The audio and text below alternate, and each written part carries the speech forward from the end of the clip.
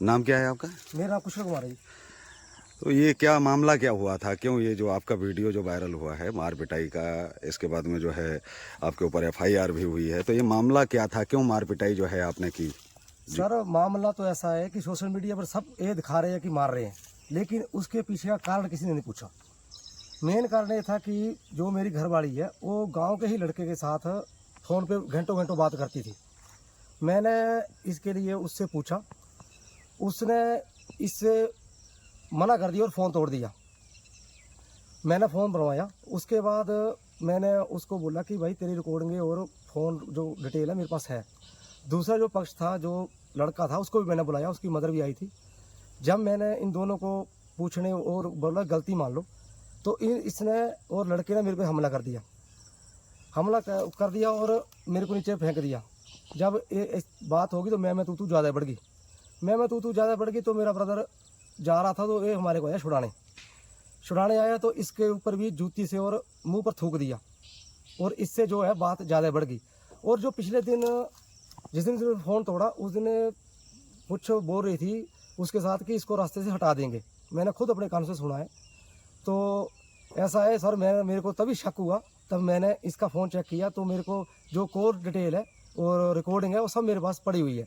लेकिन जिसने वीडियो बनाई उसने आधा ही पार्ट दिखाया, उसने कुछ नहीं दिखाया कि क्या किसकी वजह से हुई। और ये जो मेरे को मारने का प्लान बना रहे थे उसके ऊपर भी कुछ नहीं, जिसने कसूर किया वो तो बाहर घूम रहे हैं, हम तो सज़ा काट के आ गए। लेकिन जो है वो कोई सुनवाई नहीं हुई है मेरी।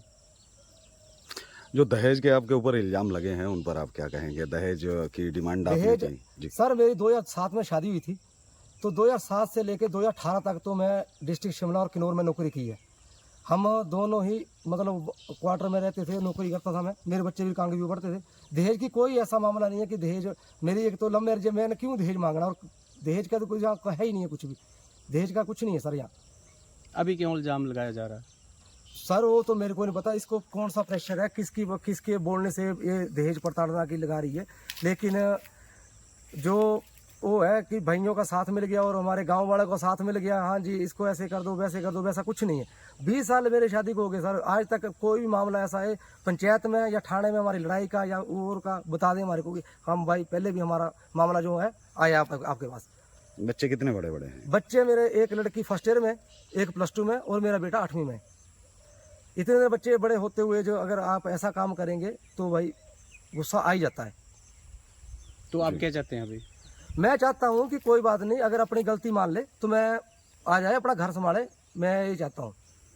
जिसके साथ लड़के ने इस तरह से किया है उसके लिए आप क्या चाहते हैं, जो कि प्लानिंग कर रहा था? और सर उसके ऊपर भी एफआईआर होनी चाहिए, और जिसने वीडियो बनाई है उसके ऊपर भी एफआईआर होनी चाहिए। जो जिसने वायरल की है, जिस न्यूज चैनल ने वायरल की है, बिना कुछ सोचे समझे वायरल कर दिए, उसके ऊपर भी एफआईआर होनी चाहिए। क्योंकि मेरी बात सुनो ना, बिना बात की, आप सोशल मीडिया में डाल रहे हैं, पहले बात का पूरा पता करो ना। हमारे से पूछते कि क्या बात हुई है, किस बात से आपका झगड़ा हुआ है, तो हमारे से तो किसी ने पूछा ही नहीं। सर जो लड़का मेरे को मारने का प्लान बना रहा था उसके ऊपर भी एफआईआर होनी चाहिए, और जिसने वीडियो बनाई है उसके ऊपर भी एफआईआर होनी चाहिए। क्योंकि वो तो मेरे को मारने का प्लान बना चुके थे। अगर मेरे को ही मार के नीले ड्रम में डाल के फेंक देते तो मेरा क्या होता। तो ऐसा है सर, मैं ही चाहता हूँ कि इसकी जो है, जो कोर्ट अगर कल को नहीं मानते हैं, नहीं होता है, तो हम भी कोर्ट तक जाएंगे, हमारे पास रिकॉर्डिंग है, और फिर हम एफआईआर भी उसके खिलाफ करेंगे। इस वीडियो से आपको सामाजिक कितनी हानि हुई है? मेरे को सामाजिक में बहुत ज़्यादा हानि हुई है, और उस हानि को लेके भी मैं मतलब बहुत परेशान हूँ। कल को अगर मैं कुछ ऐसा वैसा खुदकुशी का प्लान या मेरे में आता है तो मेरे ये सब मौत का कारण यही होंगे। क्या नाम है आपका? मेरा कृष्ण कुमार है सर। अच्छा, ये जो मामला पूरा हुआ, क्या आप क्या लगते हैं उसके महिला के? मैं महिला का जेठ भी रखता हूँ, ससुर के समान भी हूँ। ये बच्चे जो है, मेरा भाई है जो, ये मेरा पिताजी थे जो छठी में पढ़ता था, तब से डेथ होगी। उनके बच्चों की तरह मैंने इनको पाला है। और लेकिन ये जो मार पिटाई के जो वीडियो आपका वायरल हुआ है बहुत ज्यादा है, तो ये क्या ऐसी मतलब जरूरत पड़ गई कि भाई आपको पिटाई करनी पड़ी, और मारपीट का जो वीडियो आया है सामने? जी जी जी। तो उसका कारण ये हुआ कि ये भाई था 2-3-4 दिन से परेशान था। तो इसने बात घर में भी की है कि मेरे को मारने का प्लान बना रहे हैं जी, मेरे को रास्ते से हटाने की बातें कर रहे हैं जी। तो मैंने फ़ोन इसका चेक किया तो फ़ोन तोड़ दिया। घरवाली ने फ़ोन तोड़ दिया है, तो उसको फ़ोन को दोबारा बनवाया गया है, उसकी रिकॉर्डिंग और उसके जो फ़ोन डिटेल की कॉल है वो निकाली गई है। और हमने जो जिससे बात करती थी ये लड़के से, उसको भी हमने अपने घर बुलाया। और बुलाया इसने ही है, लड़के ने, भाई ने, मेरे ने बुलाया और बात करने लगे कि समाज के डर से चलो बदनामी ना हो तो बैठ के बात कर लेते हैं। उसने जो हमारी भरजाई भी लगती है, उसने अपने छुपाने के लिए, गलती छुपाने के लिए जो हमला अजय वे भाई पे हमला कर दिया। तो हमला कर दिया इसने अपनी बात छुपाने के लिए। तो मेरा घर सामने नज़दीक ही है, 20 मीटर की दूरी पे, 20-30 मीटर की दूरी पे है। तो जैसे शोर मचा तो मैं घर से भागा, देखा तो ये जो घरवाली है इसने इसको नीचे लिया हुआ, ऊपर से पीट रही है।